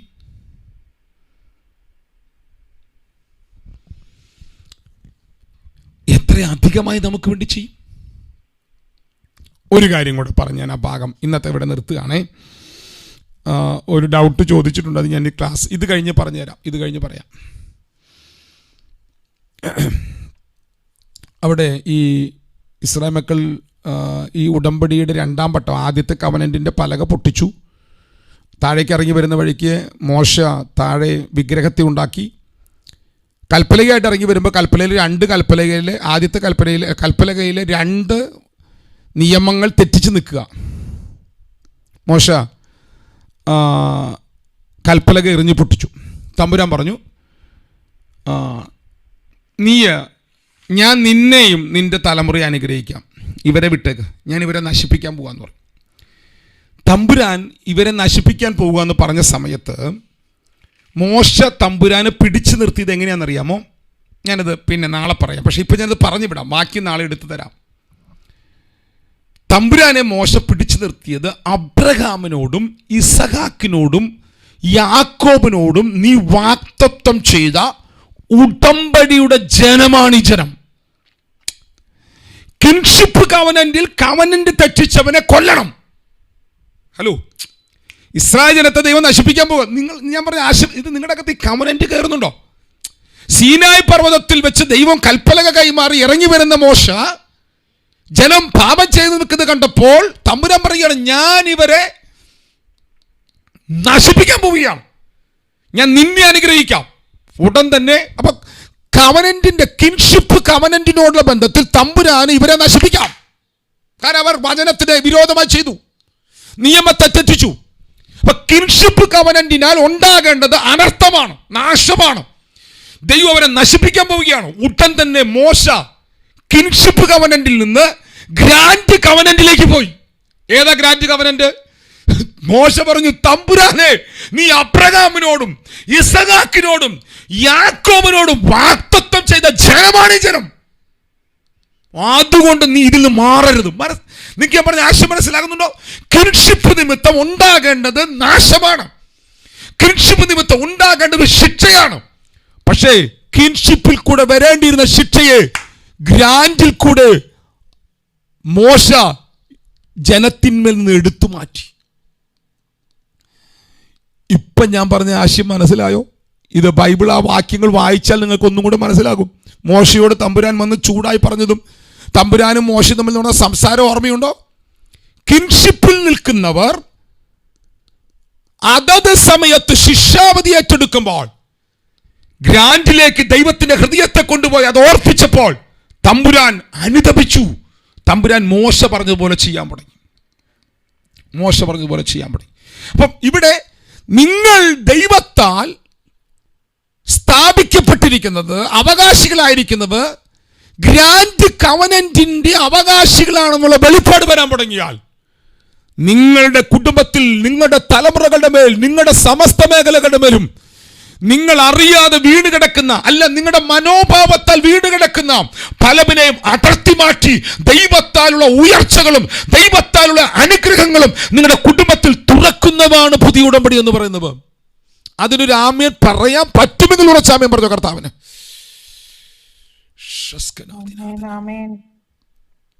നമുക്ക് നമ്മുടെ മനോഭാവത്തെ ഒന്ന് മാറ്റാൻ ദൈവകരങ്ങളിലേക്ക് ഏൽപ്പിച്ച് പ്രാർത്ഥിക്കാം. ഞാനിതിങ്ങനെ സെക്ഷൻ ബൈ സെക്ഷനായിട്ട് എടുക്കുന്നതുകൊണ്ടാണ് ഇത് നിങ്ങൾക്ക് ഒന്നും കൂടെ ക്ലാരിറ്റിയിലേക്ക് വരാത്തും എനിക്ക് തോന്നുന്നു. ഞാൻ ഇതിനെ കൂടെ ദൈവിക ദൂതുകൾ കൂടെ നിങ്ങളുടെ ഇതിലേക്ക് പകരുന്നുണ്ട്. ഞാൻ ഈ വാക്കോട് പറഞ്ഞ് അവസാനിപ്പിക്കുകയാണ്. ദൈവം ഇസ്രായേൽ മക്കളോട് വാഗ്ദത്ത നാട് നോക്കാൻ 13-ാം അധ്യായത്തിന് 1-ാം വാക്യം എടുത്ത്, സംഖ്യാപുസ്തകം 13, അതും കൂടെ പറഞ്ഞു നിർത്താം. സംഖ്യാപുസ്തകം 13-ാം അധ്യായത്തിന് 1-ാം വാക്യം എടുത്ത്, സംഖ്യാപുസ്തകം 13-ാം അധ്യായത്തിന് 1-ാം വാക്യം. യഹോവ പിന്നെയും മോശയോട് അരുളി ചെയ്തത്, ഇസ്രായേൽ മക്കൾക്ക് ഞാൻ കൊടുപ്പാനിരിക്കുന്ന കനാൻ ദേശം ഒറ്റുനോക്കേണ്ടുന്ന ആളുകളെ അയക്കാം. അതത് ഗോത്രത്തിൽ നിന്ന് ഓരോ ആളെ അയക്കണം. അവരെല്ലാവരും പ്രഭുക്കന്മാരായിരിക്കണം. അങ്ങനെ മോശ യഹോവയുടെ കൽപ്പന പ്രകാരം. അപ്പൊ ഇവരെ അയച്ചത് അഭിപ്രായം പറയാനാണോ നോക്കിയിട്ട് വരാനാണോ പറയുന്നേ? ഒറ്റുനോക്കാൻ എന്ന് പറയുമ്പോ അതിന്റെ അർത്ഥം എന്താ? ഈ ദേശം എങ്ങനെയുണ്ടെന്ന് നോക്കാനല്ലേ പറഞ്ഞു വിട്ടെ? ആണോ? ഇത് തമ്പുരാനല്ലേ തരാന്ന് പറഞ്ഞേക്കുന്നേ? നിങ്ങൾ എൻ്റെ കൂടെ ഉണ്ടോ? അവർ വന്നിട്ട് എന്താ പറഞ്ഞത്? നിങ്ങളതിൻ്റെ 18-19 വായിച്ച്. ദേശം ഏതു വിധമുള്ളത്? അതിൽ കുടിയിരിക്കുന്ന ജനം ബലവാന്മാരോ ബലഹീനരോ, ചുരുക്കമോ അധികമോ? അവർ പാർക്കുന്ന ദേശം നല്ലതോ ആകാത്തതോ? അവർ വസിക്കുന്ന പട്ടണങ്ങൾ പാളയങ്ങളോ കോട്ടകളോ? ദേശം പുഷ്ടിയുള്ളതോ പുഷ്ടിയില്ലാത്തതോ? അതിൽ വൃക്ഷമുണ്ടോ ഇല്ലയോ എന്നിങ്ങനെ നോക്കിയറിവിൻ. നിങ്ങൾ ധൈര്യപ്പെട്ട് ദേശത്തിൽ നിങ്ങൾ പോകുമ്പോ ഈ ദേശം എങ്ങനെയുണ്ടെന്ന് നോക്കിയാൽ മതി. ഈ ദേശം എങ്ങനെയുള്ളതാണെങ്കിലും ദൈവം നിങ്ങൾക്ക് തന്നിരിക്കുകയാണ്. അത് തീറിയില്ല. ഈ ദേശം എങ്ങനെയുണ്ടെന്ന് നോക്കിയാൽ മതി. ഞാൻ പറയാം, ആശയം കയറുന്നുണ്ടോ? ഈ ദേശം നിങ്ങൾക്ക് അവകാശമായി തരാനാണ് ദിവസവും സ്വർഗത്തിൽ നിന്ന് മഞ്ഞ പൊഴിപ്പിച്ച് ഇന്ന് വരെ ദൈവം കൊണ്ടുവന്നേ. രസത്തിന് വേണ്ടി രാവിലെ മഞ്ഞ പൊഴിപ്പിക്കുന്നതല്ല, രസത്തിന് വേണ്ടി കാടയെ അടുപ്പിച്ചതല്ല, രസത്തിന് വേണ്ടി തമ്പുരാൻ അഗ്നിസ്തംഭവും മേഘസ്തംഭവും വെച്ചതല്ല. ഇത് നിന്റെ കൂടെ ഇത് ചലിക്കാൻ കാരണം ദൈവം എന്നെ കൊണ്ടുപോകുന്നത് ഈ വാഗ്ദത്തവേശമേക്കാണ്. ഇനി താഴേക്ക് വായിക്കും. ഒറ്റ വായിക്കൂടെ വായിച്ചാൽ നിങ്ങൾക്ക് ഇതിൻ്റെ അർത്ഥം മനസ്സിലാവും, ഇതിൻ്റെ രസം മനസ്സിലാവും. നിങ്ങൾ താഴേക്ക് വന്ന് അവൻ്റെ 26 വാക്യം. ഇതെല്ലാം മൊത്തം വായിക്കേണ്ടതാണ്. അവർ യാത്ര ചെയ്ത് പാരാൻ മരുഭൂമിയിലെ കാദേശിൽ മോശയുടെയും അഹരോന്റെയും ഇസ്രായേൽ മക്കളുടെ സകല സഭയുടെയും അടുക്കൽ വന്ന് അവരോടും സർവ്വസഭയോടും വർത്തമാനം അറിയിച്ചു.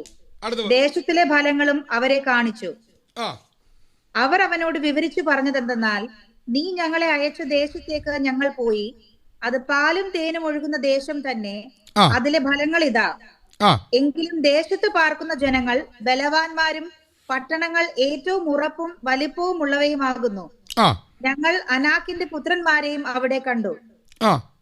31 എങ്കിലും അവനോട്ടുകൂടെ പോയിരുന്ന പുരുഷന്മാർ, ആ ജനത്തിന്റെ നേരെ ചെല്ലുവാൻ നമുക്ക് കഴിയുകയില്ല, അവർ നമ്മിലും ബലവാന്മാർ ആകുന്നു എന്ന് പറഞ്ഞു.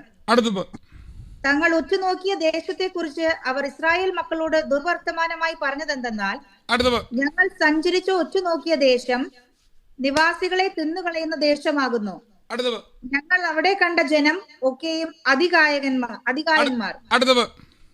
അവിടെ ഞങ്ങൾ മല്ലന്മാരുടെ സന്തതികളായ അനാക്യ മല്ലന്മാരെയും കണ്ടു. ഞങ്ങൾക്ക് തന്നെ ഞങ്ങൾ വെട്ടുകിളിയെ പോലെ തോന്നി. അവരുടെ കാഴ്ചയ്ക്കും ഞങ്ങൾ അങ്ങനെ തന്നെ ആയിരുന്നു. ഈ അടുത്ത അധ്യായത്തിലെ വാക്യം കൂടെ വായിച്ചാലേ ഇവരെല്ലാരും കൂടെ തിരിച്ചു പോകാൻ തീരുമാനിച്ചു. മോശയും അഹരോനും കൂടെ. അതിന്റെ 14-ാം അധ്യായത്തിന്റെ 3-ാം വാക്യം. ഞങ്ങൾ ഒരു തലവനെ നിശ്ചയിച്ച് മിസ്രൈമിലേക്ക് മടങ്ങിപ്പോകാം. ഇനി മിസ്രൈമിൽ പോയി അവിടെ പറവോനുണ്ടോ? ഇവിടെ ചെന്നപ്പോൾ അവിടെ പറവോൻ അവിടെ എന്താ പറയുക, മത്തങ്ങി വെച്ചോണ്ടിരിക്കുന്ന പറവോൻ അവിടെ ഇല്ല. അപ്പം ഇവരുടെ ചിന്തയിൽ വാഗ്ദത്ത നാട് ഇവർക്ക് ലഭ്യമല്ല, നമുക്ക് മടങ്ങിപ്പോകാം. സർവ്വസമ്പത്തിൻ്റെ മുമ്പിൽ വെച്ച് മോശയും അഹരോനെയും ഇവർ അവസാനിപ്പിക്കാൻ റെഡിയായി നിൽക്കുക. നിങ്ങൾ ശ്രദ്ധിക്കണേ, ഇവിടെ എന്താ ഉണ്ടായത്? നാമും ഇതുമായിട്ട് എന്താ ബന്ധം? ദൈവം നമ്മോട് ചെയ്തിരിക്കുന്ന പുതിയ ഉടമ്പടി, അതിനാലുള്ള സകല അനുഗ്രഹങ്ങൾ വെളിപ്പെട്ടു വരും. നിങ്ങൾ ഒരിക്കലും നിങ്ങളിലേക്ക് നോക്കി, നിങ്ങളുടെ സാഹചര്യത്തിലേക്ക് നോക്കി നിങ്ങൾ ഒരിക്കലും അഭിപ്രായം പറയരുത്. ഒറ്റ നോക്കാനാണ് ദൈവം പറഞ്ഞു വിട്ടത്. ദേശം എങ്ങനെയാണെന്ന് നോക്കിയാൽ മതി. അവിടത്തെ അധികായകന്മാരെയോ അവിടത്തെ മല്ലന്മാരെ വലിപ്പമോ നിന്റെ അഭിപ്രായമോ തമ്പുരാന് കേൾക്കണ്ട. നിന്റെ അഭിപ്രായത്തിലല്ല ദൈവം പ്രവർത്തിക്കുന്നത്. ദൈവം പ്രവർത്തിക്കുന്നത് അവന്റെ വാഗ്ദത്തത്തിൽ നിന്നുകൊണ്ടാണ്. ദൈവം പ്രവർത്തിക്കുന്നത് അവന്റെ വിശ്വസ്തതയിൽ നിന്നുകൊണ്ടാണ്. ഞാൻ ഒറ്റ വാക്ക് ചോദിച്ച് അവസാനിപ്പിക്കുകയാണ്.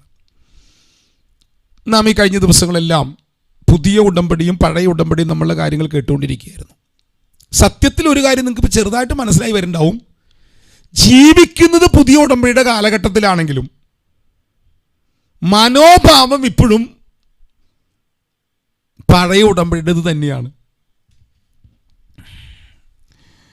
ഞാനത് മനസ്സിലാക്കാൻ വേണ്ടി ഒരു കാര്യം പറയാം. ഞാനിവിടെ നിന്നൊരു 3-4 വട്ടം UK പോയായിരുന്നു. 4 പ്രാവശ്യം UK പോയായിരുന്നു. UK ചെന്ന് കഴിഞ്ഞപ്പം ഈ അവിടെ നിന്ന് നമ്മൾ പുറത്തൊക്കെ പോകുമ്പോൾ ഞാൻ പുറമേ നിന്ന് ചായ കുടിക്കുകയല്ല, കാപ്പി കുടിക്കുകയല്ല. അതിന് കാരണം എന്താണെന്ന് വെച്ച് കഴിഞ്ഞാൽ അവിടെ നിന്ന് നമ്മൾ കാപ്പി കുടിക്കണമെങ്കിൽ 5 പൗണ്ടാണ് വില. എൻ്റെ 5 പൗണ്ട് ഉണ്ട് കേട്ടോ, പൈസ കൊടുക്കാൻ പൗണ്ട് ഉണ്ട് എൻ്റെ കയ്യിൽ. ഇനി സിസ്റ്റർ എൻ്റെ കയ്യിൽ കാർഡും തന്നു വിട്ടിട്ടുണ്ട്, പക്ഷേ എന്ത് വേണം ചെയ്തോളം വന്നിട്ട്. പക്ഷെ എൻ്റെ അകത്ത് ചായ കുടിക്കുന്ന കാപ്പിക്കട ചെല്ലുമ്പോൾ ഒരു കാപ്പിയുടെ വില ഞാൻ ഇന്ത്യൻ മണിയായിട്ട് കണക്ക് കൂട്ടും. 550 രൂപയോ കർത്താവേ ഒരു ചായക്കോ. അപ്പൊ ജീവിക്കുന്നത്, താമസിക്കുന്നത് UK, പക്ഷെ മൈൻഡ് എവിടുത്തെയാ? ഞാൻ പറഞ്ഞ മനസ്സിലാക്കുന്നുണ്ട്. ജീവിക്കുന്നത് UK, പക്ഷെ മൈൻഡ് എവിടുത്തെയാ? പറയുന്നു എന്റെ കാര്യമല്ലേ പറയുന്നത്. ഈ ടൈപ്പിലാണ് നമ്മൾ പുതിയ ഉടമ്പടി ജീവിക്കുന്നത്. എല്ലാവരുടെയും അകത്ത് ഇനി എന്നെ പറഞ്ഞുകൊണ്ടാണോ എന്നറിയില്ല, ഒരു ആശ്വാസത്തിൻ്റെ ഒരു ചിരി ഞാൻ കണ്ടു. ഞാൻ എൻ്റെ കാര്യമല്ല പറഞ്ഞത്, ഞാൻ പറഞ്ഞത് നിങ്ങളുടെ കാര്യമാണ്. നിങ്ങൾ ജീവിക്കുന്നത് ന്യൂ കവനന്റിൽ, നിങ്ങൾ ജീവിക്കുന്നത് രാജാക്കന്മാരായി. ദൈവം നിങ്ങളെ ആക്കി വെച്ചിരിക്കുന്നത് പുരോഹിതന്മാരായി. നിങ്ങളെ ദൈവം ആക്കി വെച്ചിരിക്കുന്നത് കിങ്ഡം ബ്ലെസ്സിങ്ങിന്റെ അകത്ത്. ദൈവം നിങ്ങളെ ആക്കി വെച്ചിരിക്കുന്നത് കിങ്ഡം പ്രോസ്പെരിറ്റിക്കകത്ത്. ദൈവം നിങ്ങളെ ആക്കി വെച്ചിരിക്കുന്നത് നിങ്ങളായിരിക്കുന്ന രാജ്യത്ത് നിങ്ങളിൽ കൂടി ഒരു ഉണർവ് നടക്കാൻ. ദൈവം നിങ്ങളെ ആക്കി വെച്ചിരിക്കുന്നത് ഗ്ലോറി റിലം നിങ്ങളുടെ മേൽ ഓപ്പണായി വരാൻ. പക്ഷെ നിങ്ങളുടെ മൈൻഡിനകത്താണ് മാറ്റം വരേണ്ടത്. നിങ്ങളുടെ മൈൻഡിനകത്ത് കണ്ടമാനം ആത്മീക സന്ദേശങ്ങൾ എന്ന് ചിന്തിക്കുന്ന സന്ദേശങ്ങൾ നിങ്ങളുടെ അകത്ത് കയറിക്കൂടി നിയമാധിഷ്ഠിതമായും സ്നേഹാധിഷ്ഠിതമായി നിങ്ങൾ ജീവിച്ചു കൊണ്ടിരിക്കുമ്പോൾ ഇന്ന് രാത്രി നമുക്ക് ഒരുമിച്ച് പറയാം, കർത്താവേ, ന്യായപ്രമാണ യുഗത്തിന് നീക്കം വരുത്തി ഞങ്ങളെ കൊണ്ടുവന്ന പുതിയ ഉടമ്പടിയുടെ മഹിമയ്ക്കായി ഞങ്ങൾ അങ്ങേക്ക് നന്ദി പറയുകയാണ്. ഒന്ന് നന്ദി പറയാമെങ്കിൽ നന്ദി പറഞ്ഞു കർത്താവിന്. നിങ്ങളുടെ അഭിപ്രായങ്ങളല്ല വേണ്ടത്. നിങ്ങളുടെ കുടുംബത്തിന്റെ അവസ്ഥ, നിങ്ങളുടെ തലമുറകളുടെ അവസ്ഥ, നിങ്ങളുടെ കുടുംബത്തിന്റെ വരുമാനം, നിങ്ങളുടെ പഠനം, ഇതൊന്നും ദൈവത്തിന് കേൾക്കണ്ട. ദൈവത്താൽ നിന്റെ കുടുംബം അനുഗ്രഹമാണെന്ന് പറഞ്ഞാൽ അതിന് ഒരു വഴിയും വേണ്ട. തമ്പുരാൻ അവനെ അനുഗ്രഹമാക്കുന്നവനാണ്. ഒന്ന് നന്ദി പറയാമെങ്കിൽ ഒന്ന് നന്ദി പറഞ്ഞു കർത്താവ്. ഒന്ന് നന്ദി പറയാമെങ്കിൽ കർത്താവ് നന്ദി പറഞ്ഞേര്. ഒന്ന് കരം പട്ടി നന്ദി പറയാമെങ്കിൽ നന്ദി പറഞ്ഞു കർത്താവിന്. പരിശുദ്ധാത്മാവ് നിങ്ങളുടെ മേലെ അത് തുറക്കുകയാണ് കേട്ടോ. നിങ്ങളെ പുതിയ ഉടമ്പടിയുടെ ഭാഗമാക്കിയിരിക്കുകയാണ്. പഴയ കവനന്റിൽ നിന്ന്, അവൻ പഴയ കവനന്റിൽ നിന്ന് നിങ്ങളെ പുറത്തു കൊണ്ടുവന്ന്, നിങ്ങളെ കിങ്ഷിപ്പിൽ നിന്നും, നിങ്ങളെ വാസൽ കവനന്റിൽ നിന്നും പുറത്തു കൊണ്ടുവന്ന് അവൻ നിങ്ങളെ ഗ്രാൻഡ് കവനന്റിന്റെ ഭാഗമാക്കിയിരിക്കുന്നു. അർത്താൽ നിന്റെ കുടുംബം ഒരു അനുഗ്രഹമായി മാറും. നീ അവനെ പോലെയായി മാറും. നിന്റെ ഭവനത്തിലും ക്ഷാമങ്ങളെ ദൈവം എടുത്തു മാറ്റും. നിന്റെ ഭവനത്തിൽ ദൈവം ധാന്യങ്ങളെ വിളിച്ചു വരുത്തും. ഇതൊന്നും ഞാൻ പറഞ്ഞതല്ല, ഉടമ്പടിയിലെ വാഗ്ദത്തമാണ്.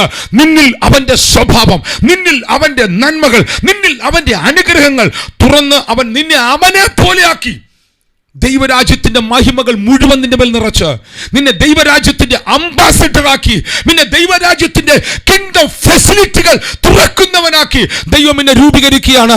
ഒന്ന് കരം പറ്റിയവനെ നന്ദി പറഞ്ഞോ, ഒന്ന് കരം പറ്റിയവനെ നന്ദി പറഞ്ഞോ. കിങ്ഡം റെവലേഷൻ ഇന്ന് രാത്രി പരിശുദ്ധാത്മാവ് നിങ്ങളുടെ അകത്ത് തുറക്കുകയാണ്. നിങ്ങൾ അവന്റെ അംബാസിഡർമാരാണ്. നിങ്ങൾ അവന്റെ അംബാസിഡർമാരാണ്. നിങ്ങൾ കിങ്ഡം അംബാസിഡേഴ്സ് ആണ്. നിങ്ങൾ കിങ്ഡം സിറ്റിസൺഷിപ്പ് ഉള്ളവരാണ്. നിങ്ങൾ ദൈവരാജ്യത്തിന്റെ പ്രജകളാണ്. നിങ്ങൾ സ്വർഗസ്ഥനായ പിതാവിന്റെ മക്കളാണ്. നിങ്ങൾ അബ്രഹാമിന്റെ സന്തതിയാണ്. നിങ്ങൾ പിതാവിന്റെ മക്കളാണ്. ഇതെല്ലാം വിളിച്ചു പറയുന്നത് നിങ്ങളുടെ മേൽ മറ്റൊന്നിനും ഇനി വാഴാൻ അനുവാദമില്ല. ഇത് വിശ്വസിച്ച് നിങ്ങൾ പ്രഖ്യാപിക്കുമ്പോൾ നിങ്ങളുടെ ഭവനത്തിന്റെ ക്ലൈമറ്റ് ദൈവം തിരിക്കാൻ തുടങ്ങും.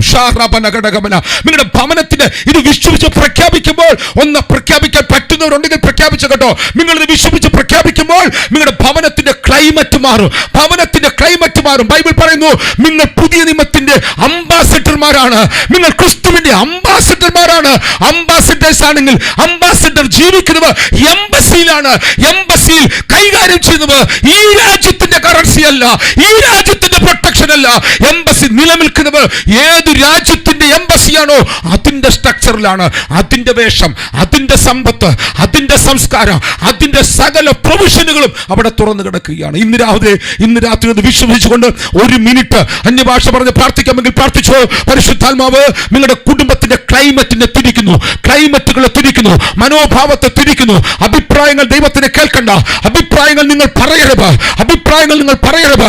തലമുറകളിലേക്ക് നോക്കിക്കൊണ്ട് അവനിൽ വ്യാപരിച്ചു നിൽക്കുന്ന അടിമത്തം ഈ മുണ്ടരുത്. ഇന്ന് രാത്രി അവനെ പൊട്ടിക്കുവാൻ കരുത്തുള്ള ഒരുവൻ ഇറങ്ങി നിൽക്കുന്നുണ്ട്. അനാക്യ മല്ലന്മാരുടെ വലിപ്പമല്ല നീ പറയേണ്ടത്. ഷാറ അൽക്കദനാദിര അധികായകന്മാരുടെ വലിപ്പമല്ല നീ പറയേണ്ടത്. നീ പറയേണ്ടത് ഓരോ ദിവസവും മഞ്ഞ പൊഴിക്കുന്ന ഒരുവൻ എൻ്റെ അപ്പനാണ്. ഓരോ ദിവസവും കാടയെ പടപ്പിച്ചുകൊണ്ട് തരുന്നവൻ എൻ്റെ അപ്പനാണ്. ഓരോ ദിവസവും കയ്പുകളെ മധുരിപ്പിച്ചവൻ എൻ്റെ അപ്പനാണെങ്കിൽ അവൻ എനിക്ക് വാഗ്ദത്തം ചെയ്തത് മുഴുവൻ എൻ്റെ കൈക്കകത്ത് അവകാശമായി നൽകും. എത്ര പേർക്ക് ഇന്ന് രാത്രി അത് വിശ്വസിച്ചാമ്യം പറയാൻ പറ്റുമുണ്ട്? അവരിലേക്ക് ദൈവം അത് കൈമാറാൻ പോവുകയാണ്. പ്രാർത്ഥിച്ചു, ഒരു മിനിറ്റ് കണ്ണുകൾ അടച്ച് പ്രാർത്ഥിച്ചു. എനിക്കറിയാം ഇപ്പോൾ ചിലരിലേക്ക് ആ കൈമാറ്റങ്ങൾ സംഭവിക്കാൻ പോകുന്നു. ഒരു മിനിറ്റ് കണ്ണുകൾ അടച്ച് പ്രാർത്ഥിച്ചു. നിന്റെ ഭവനത്തിനകത്ത് ഇപ്പോൾ നിന്റെ സ്പിരിറ്റ് റിലത്തിലേക്ക്, നിന്റെ സ്പിരിറ്റിനകത്തേക്ക് പരിശുദ്ധാത്മാവ് ആ കൈമാറ്റങ്ങൾ കൈമാറുകയാണ്. ഇന്ന് രാവിലെയും നടന്ന മീറ്റിംഗിൽ ഞാൻ കണ്ടമാണ് വെല്ലുവിളിച്ചു നിൽക്കുന്ന ഇരുപ്പിന്റെ വ്യാപാരങ്ങളെ മുറിച്ചു മാറ്റി പ്രകൃത്യാതീതമായ രോഗസൗഖ്യങ്ങൾ കർത്താവ് തുറക്കുന്നത് ഇന്ന് പകൽ ഞാൻ കണ്ടതാണ്. അതേ ദൈവം ഇന്ന് രാത്രി പറയുന്നു, പരിശുദ്ധാത്മാവ് നിന്റെ മേൽ ഹൃദയങ്ങൾ തുറക്കുകയാണ്.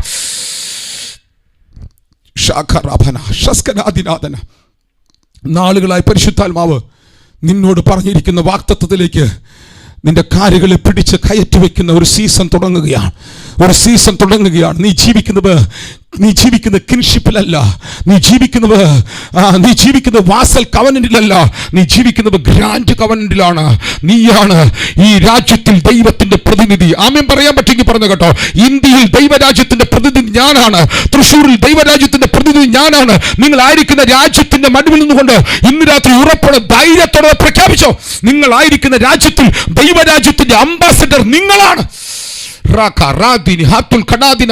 അത് പറയും തോറും നിന്റെ ഭവനത്തിൽ നിന്ന് ദുരാത്മ മേഖലകൾ ഇറങ്ങിപ്പോകാൻ തുടങ്ങും. അവൻ വിറയ്ക്കും കേട്ടോ. അവൻ ഇന്ന് രാത്രി അവൻ പേടിച്ച് നിന്റെ ഭവനത്തെ വിട്ട് ഓടും കേട്ടോ. വെളിപ്പാടുള്ളവൻ എഴുന്നേൽക്കുമ്പോൾ വെളിപ്പാടിന്റെ പ്രഖ്യാപനങ്ങൾ നടക്കുമ്പോൾ അവിടെ ആത്മമണ്ഡലം റിലീസ് ആവുകയാണ്. ഞാനൊരു വാക്ക് പ്രാർത്ഥിച്ച് അവസാനിപ്പിക്കുന്നു.